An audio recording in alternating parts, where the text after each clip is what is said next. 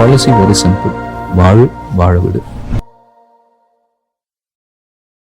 சமீப காலமாகவே ஒவ்வொரு படத்திற்கும் இடையே இடைவெளி எடுத்துக்கொண்ட அஜித் சார் தற்போது ஒரே நேரத்துல விடாமுயற்சி, குட் பேட் அக்லி ஆகிய திரைப்படங்களை நடிச்சிட்டு இருக்காரு. இதுல விடாமுயற்சியுடைய ஷூட்டிங் நிறைவடைந்துள்ள நிலையில குட் பேட் அக்லி ஷூட்டிங் 2 கட்டங்களாக நடந்துட்டு இருக்கு. ஆதிக் ரவிச்சந்திரன் இயக்கத்துல உருவாகும் இந்த படத்திற்கு தேவி ஸ்ரீ பிரசாத் அவர்கள் இசையமைக்கிறாரு. தெலுங்கு சினிமாவுடைய முன்னணி தயாரிப்பு நிறுவனமான மைத்ரி மூவி மேக்கர்ஸ் நிறுவனம் தயாரிக்கிறாங்க. இந்த படத்துல சுனில், அர்ஜுன் தாஸ், பிரசன்னா மற்றும் த்ரிஷா ஆகியோர் முக்கிய வேடங்கள்ல நடிக்கிறாங்களாம். சமீபத்துல அஜித் சார் இந்த படத்துல தன்னுடைய காட்சிகளை நடித்து முடித்திருக்காரு. இந்த நிலையில ஆதிக்குடைய இயக்கத்தால ஏகே அவர்கள் ரொம்பவே கவரப்பட்டிருக்காராம். சோ ஆகையால பாத்தீங்கன்னா அடுத்ததாக ஆதிக்குடைய இயக்கத்துல மற்றும் ஒரு படத்துல நடிக்க இருக்காராம். அந்த படம் மார்க் ஆண்டனி 2ஆக இருக்க வாய்ப்பு இருப்பதாக சொல்லப்படுது. ஆகையால ஏகே ரசிகர்களுமே செம்ம குஷியில இருக்காங்க. இந்த நிலையில பாத்தீங்கன்னா நம்ம அஜித் மற்றொரு படமான விடாமுயற்சி படத்துடைய ரிலீஸிற்கு இன்னும் 1 வாரங்கள் தான் இருக்கு. அப்படின்றதுனால அந்த படத்துடைய அப்டேட்டுகள் அடுத்தடுத்து வெளியாகிட்டு இருக்கு. இந்த படத்துடைய முதல் சிங்கிள் ட்ராக் பாடலான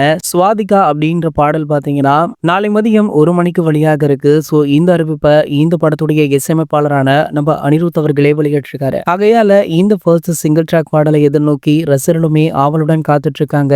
இதற்கான அறிவிப்பு வெளியானதுல இருந்தே தற்போது வரைக்குமே இந்த ஹேஷ்டேக் தான் இந்திய அளவுல டாப் ட்ரெண்டிங்ல இடம் பிடிச்சிருக்கு. சோ தென்னிந்திய அளவுல இந்த ஹேஷ்டேக் ஒரு மிகப்பெரிய சாதனையை நிகழ்த்திருக்கு. இது போன்ற சினிமா செய்திகளை பத்தி நீங்க உடனே தெரிஞ்சுக்க நம்மளுடைய அது 360 அப்படின்ற நம்ம சேனலை சப்ஸ்கிரைப் பண்ணிக்கோங்க.